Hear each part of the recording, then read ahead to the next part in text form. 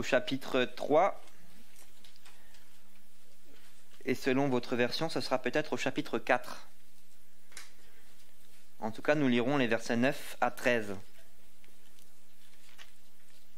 Alors moi, j'ai que 3 chapitres, alors il me semble que ceux qui ont 4 chapitres, c'est aussi les versets 9 à 13. Donc, Joël, chapitre 3 pour ceux qui ont 3 chapitres, chapitre 4 pour ceux qui en ont 4. Je lis les versets 9 à 13. Publiez ces choses parmi les nations. Préparez la guerre, réveillez les héros, qu'ils s'approchent et qu'ils montent, tous les hommes de guerre. De vos oyaux, forgez des épées, et de vos serpes des lances. Que le faible dise « Je suis fort ». Hâtez-vous et venez, vous toutes, nations d'alentour, et rassemblez-vous. Là, ô Éternel, fais descendre tes héros. Que les nations se réveillent et qu'elles montent vers la vallée de Josaphat, car là, je siégerai pour juger toutes les nations d'alentour. Saisissez la faucille, car la moisson est mûre. Venez, foulez, car le pressoir est plein. Les cuves regorgent, car grande est leur méchanceté. La deuxième lecture, dans les évangiles, se trouve dans l'évangile selon Matthieu, au chapitre 13. Matthieu, chapitre 13, où nous lirons les versets 36 à 43. Un peu plus tôt dans le chapitre, au verset 24 à 30, il y a Jésus qui raconte la parabole de l'ivraie et du bon grain. Et les versets que nous allons lire, 36 à 43, Jésus en donne l'explication. Alors, il renvoya la foule et entra dans la maison. Ses disciples s'approchèrent de lui et dirent « Explique-nous la parabole de l'ivraie du champ. » Il répondit « Celui qui sème la bonne semence, c'est le Fils de l'homme. Le champ, c'est le monde. La bonne semence, ce sont les fils du royaume. L'ivraie, ce sont les fils du malin. L'ennemi qui l'a semé, c'est le diable. La moisson, c'est la fin du monde. Les moissonneurs, ce sont les anges. Or, comme on arrache l'ivraie et qu'on la jette au feu, il en sera de même à la fin du monde. Le Fils de l'homme enverra ses anges qui arracheront de son royaume tous les scandales et ceux qui commettent l'iniquité, et ils les jetteront dans la fournaise ardente, où il y aura des pleurs et des grincements de dents. Alors, les justes resplendiront comme le soleil dans le royaume de leur Père. Que celui qui a des oreilles pour entendre, entende. Et enfin, notre texte pour la prédication, dans le livre de l'Apocalypse, nous en sommes au chapitre 14 pour aujourd'hui. Nous allons donc lire ce chapitre en entier. Apocalypse 14.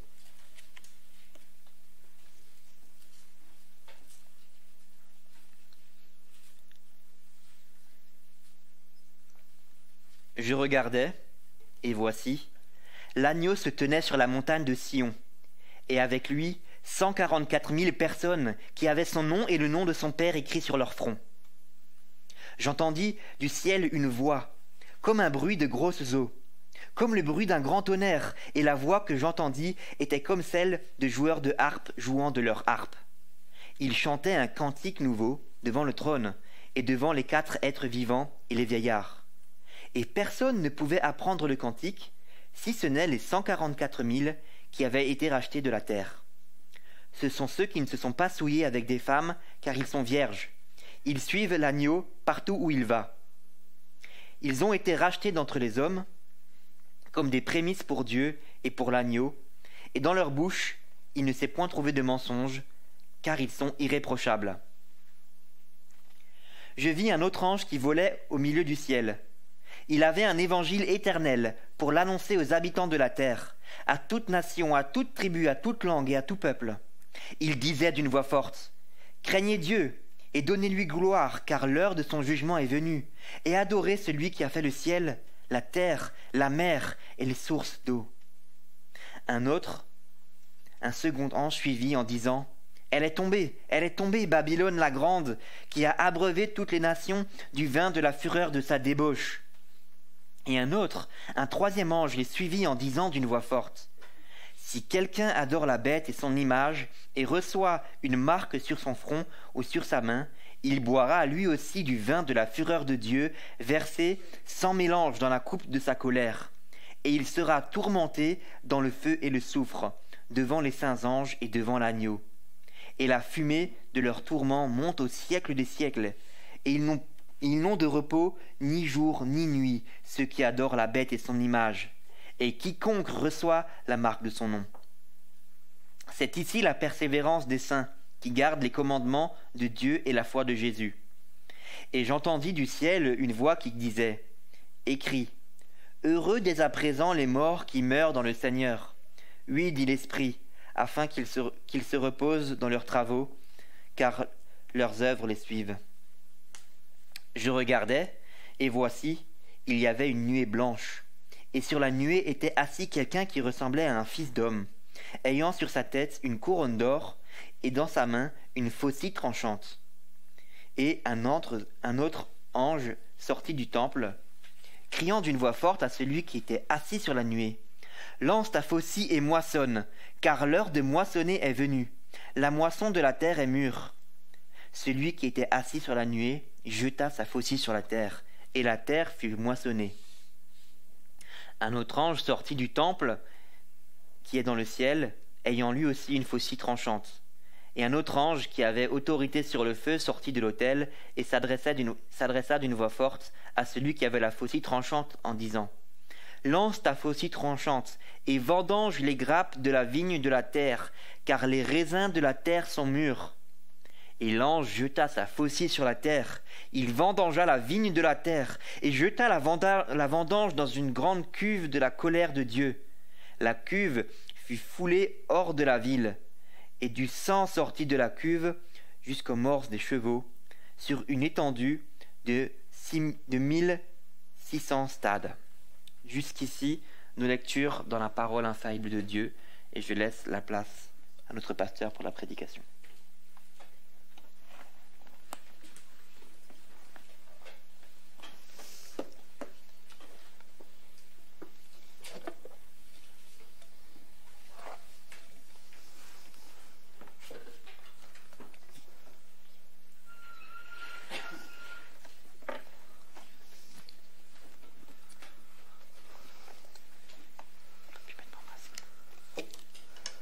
Voilà, je vous invite à garder ce chapitre 14 de l'Apocalypse ouvert devant les yeux, puisque c'est ce chapitre que nous allons étudier ensemble ce matin. Avec ce chapitre 14, on arrive à la fin du 4e cycle de vision. Dans le chapitre 12, il a commencé par une description symbolique de la naissance de Jésus. On a découvert quelles étaient dans ce chapitre 12 les coulisses du combat de l'Église, les coulisses de l'histoire. On a compris que toute la haine de Satan contre le Fils de Dieu n'a rien pu faire contre lui. Parce que Christ a vaincu le diable à la croix. Et c'est un événement passé qui a des conséquences éternelles. Parce que Satan a été précipité du ciel sur la terre avec son armée. Si bien que maintenant, dans sa fureur, la fureur de l'agonie, parce qu'il est à l'agonie, il se déchaîne contre les chrétiens.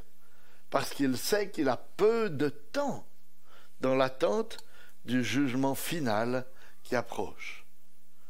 Et c'est ce déchaînement de Satan qui a été décrit dans le chapitre 13. On a vu que dans sa fureur sur la terre contre l'Église, Satan s'est trouvé deux agents ou deux alliés pour le soutenir dans sa tâche. Deux agents qui ne sont présentés par deux bêtes, qui forment avec lui une sorte de trinité diabolique. Le dragon et les deux bêtes. La bête qui sort de la mer et la bête qui sort de la terre. La bête qui sort de la mer, qui représente la puissance politique, qui est établie par Dieu, mais souvent utilisée par Satan pour nuire au peuple de Dieu. comme c'était déjà le cas du temps de l'Apocalypse et comme on a vu que c'était un peu le cas dans tous les temps de l'histoire de l'Église. Puis la deuxième bête est une bête qui monte de la terre. On a vu qu'elle représentait probablement les fausses religions, les philosophies humaines qui, par toutes sortes de ruses et de mensonges, cherchent à séduire l'humanité pour l'amener à se détourner de Dieu et à adorer le diable. Et ce qu'on a découvert d'encourageant, malgré tout, on pourrait dire dans ce chapitre 13, c'est que malgré cette haine subtile et violente de cette trinité diabolique, elle ne peut rien contre tous ceux dont les noms ont été inscrits dans le livre de vie de l'agneau. Verset 8. Elle ne peut rien contre les chrétiens. Et c'est ce qu'on va découvrir un peu plus en détail ce matin avec le chapitre 14 qui va nous décrire en fait la destinée qui attend chaque être humain, chacun de nous. C'est pourquoi j'ai intitulé la prédication d'aujourd'hui « Le retour de Jésus-Christ est votre destinée ». C'est un chapitre très important, parce que si notre vision du monde s'arrête au chapitre 13, alors on va avoir une vie, on risque de vivre toute notre vie dans l'abattement et dans la convoitise et l'envie par rapport aux non-croyants qui semblent progresser davantage que nous, sans ennui, sans difficulté. Vous voyez, il semblera presque toujours que les non-croyants triomphent, alors que nous sommes malmenés d'une manière ou d'une autre. Et si vous êtes un croyant et que vous arrêtez au chapitre 13, vous risquez de vous conforter dans cette fausse sécurité dangereuse, en fait. Mais le chapitre 14, on pourrait dire, rétablit la vérité telle que Dieu la voit. Il rétablit les choses telles que Dieu les voit. Il ouvre nos yeux sur la réalité divine. Et il nous montre d'abord dans les versets 1 à 5 la sécurité des chrétiens, puis dans les versets 6 à 13 la responsabilité de tout homme, et versets 14 à 20 la destinée de tout homme au jugement dernier. Ce sera les trois grandes parties de la prédication de ce matin. On va commencer par la destinée, la sécurité des chrétiens. Après avoir vu le dragon, et les deux bêtes, et le peuple marqué du 666, c'était la fin du chapitre 13, que voit Jean au début du chapitre 14? Verset 1. Je regardai et voici l'agneau debout sur la montagne de Sion. Jean voit l'agneau, pas un agneau. Il voit l'agneau, un agneau bien précis, c'est-à-dire le véritable agneau.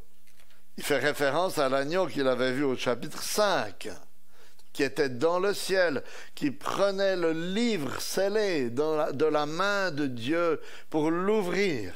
Donc, ça c'est tout à fait clair, Jean voit Jésus-Christ. Où se trouve-t-il? Il se trouve debout sur la montagne de Sion. Alors, quelle est cette montagne? Littéralement, c'est la colline de Jérusalem.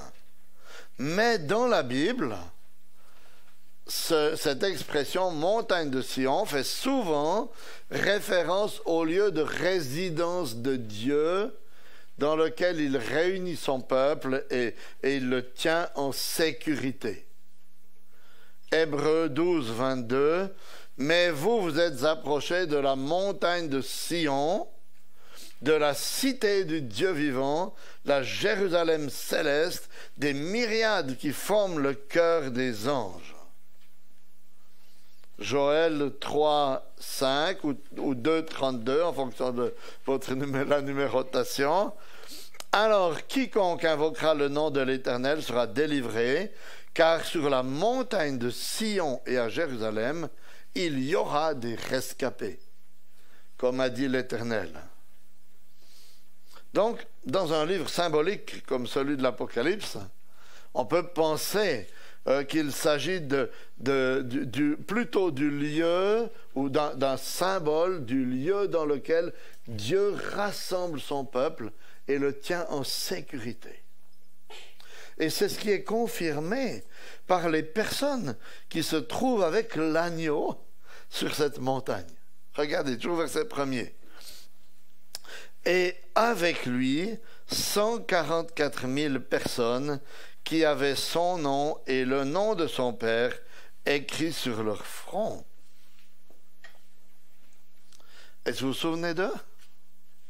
On a déjà parlé au chapitre 7 des 144 000. Et on avait défini au chapitre 7 qu'il s'agissait du peuple de Dieu qui marche fidèlement dans ses voies.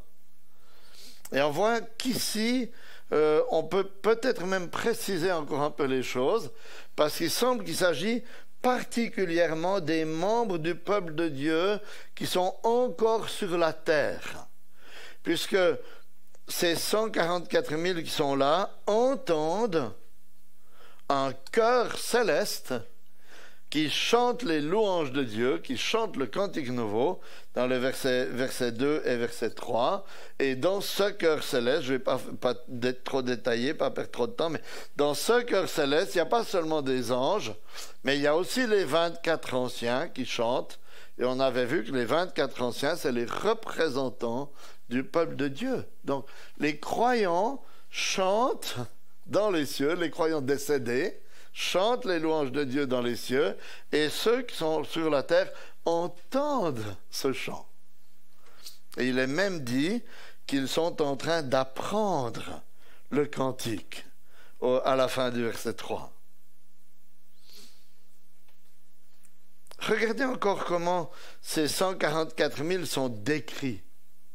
C'est très important afin que vous sachiez si oui ou non vous en faites partie.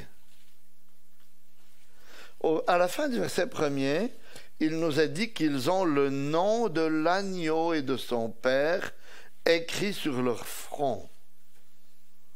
C'est-à-dire qu'ils sont la propriété de Dieu, le Père et le Fils. Et que cela se voit par leur manière de penser et d'agir. Parce que le front, c'est le symbole de la pensée. Ainsi, vous voyez, ces 144 000 sont des êtres humains qui apprennent à faire de Dieu le centre de leurs préoccupations, qui apprennent à occuper leurs pensées par Dieu et qui apprennent à penser les pensées de Dieu après lui. C'est un père de l'Église qui a dit ça, mais je n'ai pas réussi à retrouver lequel. Penser les pensées de Dieu après lui. Puis dans les versets 4 et 5, il nous est dit qu'ils ne se sont pas souillés avec des femmes, car ils sont vierges. Puis verset 5, que dans leur bouche, il ne s'est pas trouvé de mensonge et qu'ils sont irréprochables. Ces expressions nous troublent un petit peu, si on les prend littéralement, n'est-ce pas? Ça voudrait dire que seuls des hommes célibataires et chastes, qui n'ont jamais menti, qui sont irréprochables, pourraient faire partie de ce groupe. Il n'y en a pas beaucoup parmi nous. Enfin, j'espère qu'il n'y en a aucun, parce que si vous levez la main, vous me faites souci. Hein? Et vous voyez, des gens comme ça, il n'y en a même pas 144 000 dans le monde. Des gens comme ça, il n'y en a qu'un. Il n'y en a qu'un qui corresponde à cette description. C'est notre Seigneur Jésus-Christ. Et si il peut dire que les 144 000, si le texte peut dire que les 144 000 correspondent à cette description, c'est parce qu'il y a un mot-clé dans ces versets qui devrait nous frapper. Il revient à 2 reprises, à la fin du verset 3. Personne ne pouvait apprendre le cantique sinon les 144 000 qui avaient été rachetés de la terre. Et verset 4, au milieu du verset 4 aussi. Ils ont été rachetés d'entre les hommes comme des prémices pour Dieu et pour l'agneau. Donc vous voyez, si ces 144 000 sont décrits d'une façon si parfaite, c'est parce qu'ils ont été rachetés. Ce sont des hommes, des femmes, des enfants qui ont été rachetés pour Dieu et pour l'agneau. Rachetés de quoi? Mais rachetés de l'esclavage de leur péché, rachetés de leur vaine manière de vivre. Rachetés comment? Par Christ, qui a payé la totalité de leur dette envers Dieu sur la croix. C'est pourquoi il peut les décrire ici comme ne s'étant pas souillés avec des femmes et vierges. C'est des expressions qui font sans doute allusion à l'immoralité sexuelle avec des prostituées sacrées qui se pratiquaient largement, couramment dans les cultes païens. Et presque chaque homme, sans doute, qui avait vécu dans le paganisme avant de devenir chrétien, avait pratiqué de telles choses. Et en faisant allusion à cela, vous voyez, en disant que ces gens sont vierges et purs, il est en train de, je pense, montrer l'immense étendue du pardon de Dieu qui voit tout homme comme vierge de toute souillure à cause de l'œuvre du Christ. Et voilà, chers amis, quelle est l'étendue parfaite du pardon qui est le vôtre si vous êtes approchés de Dieu par Christ.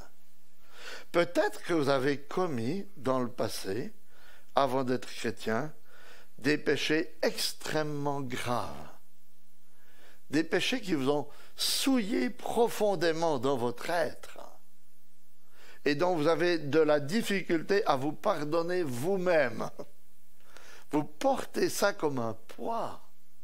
Mais la parole nous dit que Christ, que Dieu vous voit pur, vierge, sans souillure, à cause de ce que Christ a fait pour vous. Vous voyez, il n'est pas seulement mort pour effacer nos petits péchés.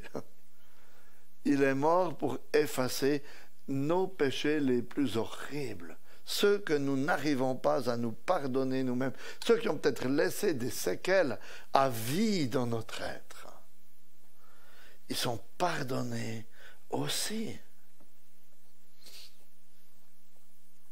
Parce que, Jean nous dit, le sang de Jésus nous purifie de tout péché. Pas 98% des péchés, tout péché. Et la position de ces 144 000, qui est la leur sur la montagne de Sion, à côté de l'agneau debout, atteste de la sécurité dans laquelle ils se trouvent pendant tout le temps de l'histoire de l'Église et tout le temps pendant lequel ces bêtes se déchaînent. Parce que vous voyez, le fait que l'agneau soit debout est extrêmement important. Parce que ça souligne qu'il est actif en faveur de des croyants, des 144 000. Parce que souvent, le Nouveau Testament nous présente Jésus assis à la droite du Père. Il le présente ainsi pour souligner que son œuvre est achevée. Mais ça pourrait nous donner l'idée, peut-être que s'il est assis, alors que ça n'intéresse pas vraiment à nous. Et quand il parle de situations de détresse, comme par exemple avec le martyre d'Étienne, Jésus est présenté debout pour qu'on comprenne qu'il n'est pas, qu'il est actif, impliqué dans la situation. Dans Actes 7, 55, voilà ce qui est dit. Mais donc Étienne est en train de mourir, il est en train d'être lapidé. Mais Étienne, rempli du Saint-Esprit et fixant les regards vers le ciel, vit la gloire de Dieu et Jésus debout à la droite de Dieu. Parce qu'il était actif en sa faveur. Et on voit la même chose ici. Pendant tout le temps où ces bêtes se déchaînent, où Satan cherche à nuire aux chrétiens, Christ est debout pour prendre soin de son peuple. Alors, afin de savoir si cette sécurité décrite ici est pour vous, demandez-vous si les traits caractéristiques de ces 144 000 sont présents dans votre vie. Est-ce que vous croyez que Christ a payé votre dette et vous a donné une justice parfaite pour vous présenter devant Dieu? Est-ce que le caractère de Dieu et du Christ est visible dans votre vie? Est-ce que vous aimez sa parole pour vous y conformer, pour vous séparer de votre ancienne manière de vivre? Est-ce que vous avez le désir, malgré votre faiblesse, de penser les pensées de Dieu après lui? Si c'est le cas, cette sécurité est pour vous tout au long de votre vie. Alors quand vous êtes troublé par les agissements du monde, quand vous êtes troublé par vos propres agissements, lorsque il vous semble que vous allez chanceler, appuyez-vous sur ces versets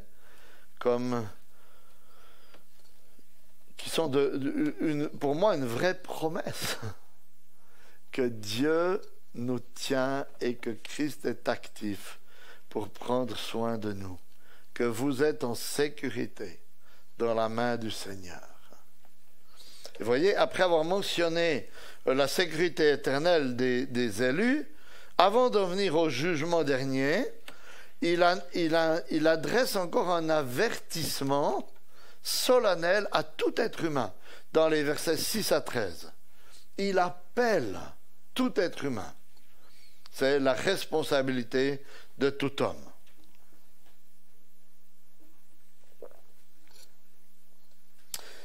Dans ce passage, il y a 3 anges qui se succèdent. D'abord un premier au verset 6 et 7, un deuxième au verset 8, un troisième dans les versets 9 à 13. Le premier ange lance un appel à toute l'humanité. Et les 2 derniers démontrent pourquoi il est si important de répondre favorablement à cet appel. Donc regardez l'appel du premier ange dans les versets 6 et 7. L'ange, je relis. Je vis un autre ange qui volait au milieu du ciel. Il avait un évangile éternel pour l'annoncer aux habitants de la terre, à toute nation, tribu, langue et peuple. Il disait d'une voix forte, « Craignez Dieu et donnez-lui gloire, car l'heure de son jugement est venue, et prosternez-vous devant celui qui a fait le ciel, la terre, la mer et les sources d'eau. » L'ange que Jean voit voler a un message qu'il annonce au monde entier. Ce message nous est décrit ici comme un évangile éternel, c'est-à-dire un évangile ou une bonne nouvelle aux conséquences éternelles. Et cet évangile, on vient de le lire, nous est résumé dans le verset 7. C'est un résumé suffisant pour comprendre que cet évangile que l'ange proclame ici est analogue à celui que Paul proclamait à Athènes, par exemple. Quand dans Actes 17, 30 et 31, il dit « Dieu, sans tenir compte des temps d'ignorance, annonce à tous les hommes, en tout lieu, qu'ils aient à se repentir, parce qu'il a fixé un jour où il va juger le monde selon la justice. » Et c'est bien là la question que Dieu posera à tout homme à la fin du monde, y compris ceux qui n'ont jamais entendu l'évangile de Jésus-Christ. M'as-tu craint et glorifié comme créateur des cieux et de la terre? T'es-tu prosterné devant moi en reconnaissant ton indignité, ta rébellion? As-tu obéi à ma loi que j'ai inscrite dans ton cœur? Parce que ce qu'il y a de frappant ici, tant dans ce verset 7 que dans ce que Paul dit dans Acte 17, c'est qu'il n'y a même pas la mention de Jésus-Christ dans cet évangile. Ce qui veut dire, vous voyez, qu'il est en train, dans ce verset ici, comme je pense Paul dans Acte 17, est en train de montrer que tout homme est responsable de répondre à l'appel de Dieu avec les lumières qu'il a reçues. Si vous avez entendu l'évangile de Jésus-Christ, vous serez responsable devant Dieu de si oui ou non vous avez répondu à l'évangile de Jésus-Christ. Mais si vous n'avez jamais entendu l'évangile de Jésus-Christ, vous êtes aussi responsable de répondre devant Dieu, mais pas à l'évangile que vous n'avez pas entendu, mais à la révélation de Dieu. La création, la conscience qui vous parle et qui vous montre que Dieu existe et que vous devez le craindre et vous repentir d'avoir vécu comme s'il n'existait pas.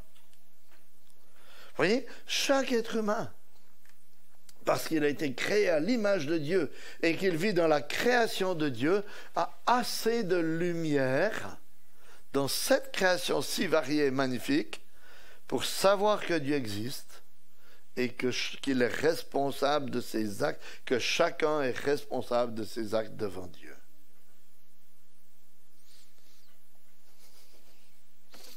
Et s'il est si important pour chacun d'entre nous de répondre favorablement à cet appel en se prosternant devant Dieu, c'est à cause de ce que le deuxième ange nous explique. L'information, j'ai appelé ça l'information du deuxième ange, verset 8. Un second ange suivit, disant « Elle est tombée, Babylone la grande, qui a fait boire à toutes les nations du vin de la fureur de son inconduite. » Il cite Ésaïe 21, 9. Et il déclare que Babylone est tombée. Et franchement, ce n'était pas un scoop. Parce que la ville de Babylone était tombée depuis plus de 400 ans. Et tout le monde savait que la ville de Babylone était tombée. Alors, est-ce que c'est vraiment ça qu'il voulait apprendre au peuple? Non. En fait, il parle d'une autre Babylone. Il est en train d'introduire une autre Babylone dont nous connaîtrons l'identité seulement au chapitre 16 et 17 du livre de l'Apocalypse. Mais sans gâcher le suspense, on peut déjà dire que dans l'Apocalypse, Babylone représente tout ce qui s'oppose à Dieu et à son peuple. Comme la ville de Babylone le faisait à l'époque, en fait. Donc Babylone, c'est le monde qui s'oppose à Dieu. Et comment alors cet ange peut dire qu'elle est déjà tombée? C'est-à-dire que le monde est déjà tombé, alors qu'il est encore bien actif et que ces bêtes étaient en action et qu'ils étaient en train de chercher à séduire et à troubler les chrétiens. C'est ce qu'on appelle un passé prophétique, qui consiste à parler d'un acte futur au passé, comme s'il était déjà arrivé, tellement on est sûr qu'il va arriver. Vous voyez? Elle est tombée, elle n'est pas encore tombée, mais on sait qu'elle va tomber. Donc, comme on sait qu'elle va tomber, on peut dire qu'elle est tombée. Parce que dans le plan de Dieu, c'est une manière de dire que sa fin est assurée. On connaît déjà sa fin, même si elle n'a pas encore eu lieu. Donc, ce que ce deuxième ange est en train de dire ici est en accord avec ce que Jean nous dit dans sa première épître, au chapitre 2, verset 17. Voilà ce qu'il dit. Il dit, « Le monde passe et sa convoitise aussi. Mais celui qui fait la volonté de Dieu demeure éternellement. » En fait, vous voyez, c'est une information qui est fondamentale. C'est une information par laquelle il est en train de dire, mais ne vous confiez pas dans ce monde, même s'il vous paraît tellement sûr et solide et ses valeurs vous paraissent impérissables. Ça va s'écrouler, c'est sûr. Trouvez votre appui ailleurs, parce que ce monde va disparaître. Ça, c'est l'information que le deuxième ange donne. Et le troisième ange, on a le verdict avec le troisième ange, dans les versets 9 à 13. Parce que le troisième ange annonce qu'il n'y a que deux voies possibles dans ce monde et qu'elles mènent à des destinées diamétralement opposées lors du jugement dernier. Parce que tout homme a été créé pour adorer. Chacun d'entre nous est un adorateur. Pourquoi? Parce que Dieu nous a créés avec une âme qui a besoin d'adorer. Et chaque être humain adore. Soit vous adorez le seul vrai Dieu en le mettant à la première place dans votre vie, ou alors vous adorez autre chose. Mais ce qu'il est en train de nous dire ici, c'est que quoi que vous adoriez d'autre, c'est le diable que vous êtes en train d'adorer. C'est devant lui que vous êtes en train de vous prosterner. Verset 9. Un troisième ange le suivit en disant d'une voix forte, « Si quelqu'un se prosterne devant la bête et son image et reçoit une marque sur le front ou sur la main, il boira lui aussi du vin de la fureur de Dieu, versé sans mélange dans la coupe de sa colère, et il sera tourmenté dans le feu et le soufre devant les saints anges et devant l'agneau. La fumée de leur tourment monte au siècle des siècles, et ils n'ont de repos ni jour ni nuit, ceux qui se prosternent devant la bête et devant son image, et quiconque reçoit la marque de son nom. »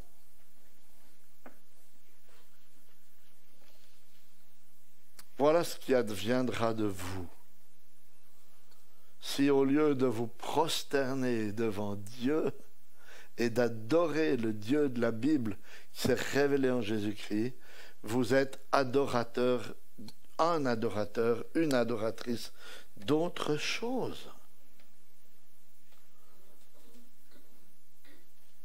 Vous aurez une destinée éternelle, sans fin, au siècle des siècles, sous la fureur et la colère de Dieu à cause de vos péchés.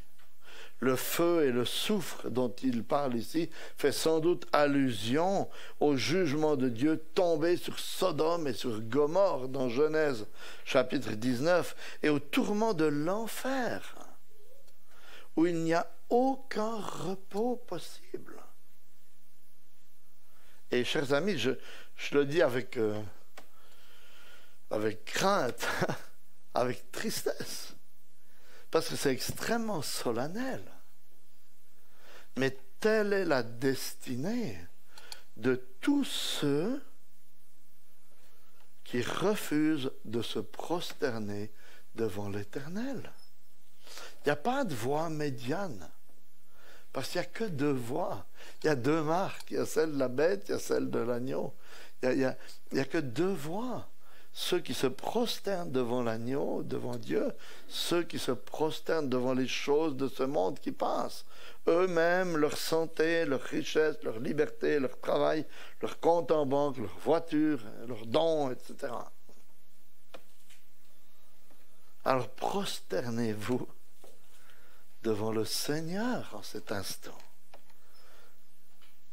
Parce qu'aujourd'hui est encore un jour de grâce. Vous voyez, il y a un contraste incroyable entre cette destinée qui est réservée à ceux qui se suivent la voie de la bête et de son image, et la destinée de ceux qui se prosternent devant Dieu. Regardez, de ceux qui persévèrent dans l'obéissance à Dieu. Regardez verset 12. C'est ici la persévérance des saints qui gardent les commandements de Dieu et la foi en Jésus. J'entendis du ciel une voix qui disait, écrit, heureux les morts qui meurent dans le Seigneur dès à présent. Oui, dit l'Esprit, afin qu'ils se reposent de leurs travaux, car leurs œuvres les suivent. Quel contraste! Ceux qui persévèrent dans l'obéissance au commandement de Dieu et la foi en Jésus sont déclarés heureux, même s'ils devaient être frappés de la mort. Heureux, parce qu'ils sont dans une situation de repos qui ne les quittera jamais.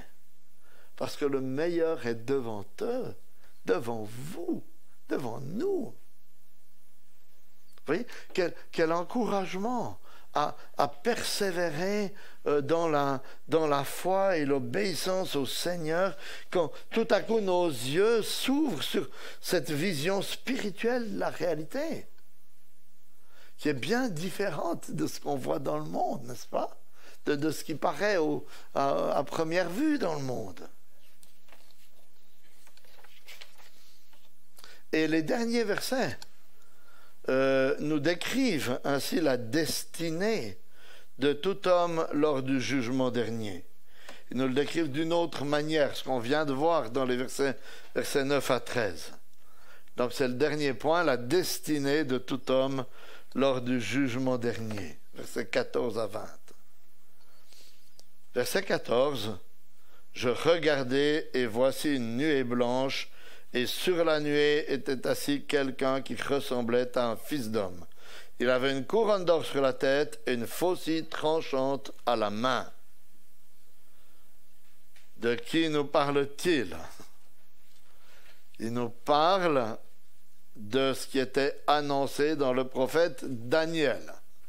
C'est une citation de l'Ancien Testament. Ce fils d'homme qui vient sur la nuée. Mais évidemment, ça nous parle du retour de notre Seigneur Jésus-Christ. C'est lui qui nous est décrit ici comme un roi, parce qu'il a une couronne d'or sur la tête, et comme un juge, parce qu'il a une faucille à la main. Et la faucille est l'instrument qui servait à couper le blé, mais surtout, c'est une image du jugement. Et ce retour du Seigneur nous est décrit au moyen de deux images courantes dans la Bible pour parler du jugement, dans les versets 15 à 20. C'est l'image de la moisson et de la vendange. C'est des images très proches l'une de l'autre. D'ailleurs, dans Joël, chapitre 4, verset 13, ou 3.13, si vous n'aviez que 3 chapitres, elle est mentionnée côte à côte. Il est dit, « Lance la faucille, car la moisson est mûre. Venez fouler, car le pressoir est plein. Les cuves regorgent. » Voyez, la moisson et la vendange sont deux images prises ensemble pour parler du jugement de Dieu, et ici en particulier du jugement dernier. Mais notre texte, me semble-t-il, montre une grande différence entre les deux. Dans les versets 15 et 16, c'est Christ lui-même qui moissonne suite à un ordre qu'il a reçu d'un ange qui venait du temple. Regardez, un autre ange sortit du temple en criant d'une voix forte à celui qui était assis sur la nuée, « Lance ta faucille et moissonne. L'heure est venue de moissonner, car la moisson de la terre est mûre. » Et celui qui était assis sur la nuée jeta sa faucille sur la terre, et la terre fut moissonnée. Donc on voit ici que la moisson est exercée par le Seigneur Jésus-Christ lui-même. Il moissonne sur l'ordre de l'ange qu'il a entendu du temple, et une fois que cette moisson est moissonnée, on ne sait plus rien d'elle. Il dit, voilà, la terre est moissonnée, point.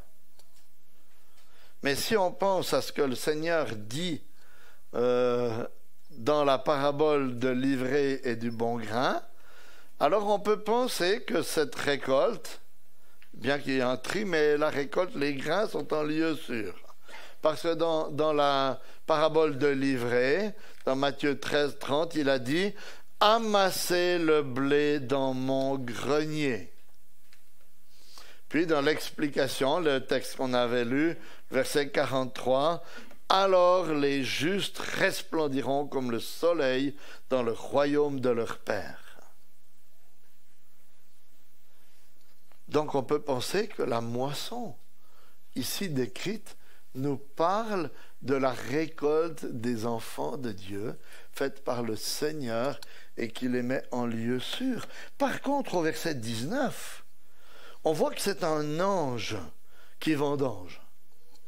Et ici, l'accent est mis davantage sur la destinée désastreuse des grappes vendangées. Elles sont déposées dans une cuve, la cuve de la fureur de Dieu, dans laquelle il exerce son jugement dernier. Et il emploie des termes extravagants ici pour montrer la violence de ce jugement dernier pour ceux qui le subissent. Au verset 20, le sang qui s'écoule de cette coupe s'étend, nous est-il dit, sur 1600 stades, c'est-à-dire environ 300 kilomètres,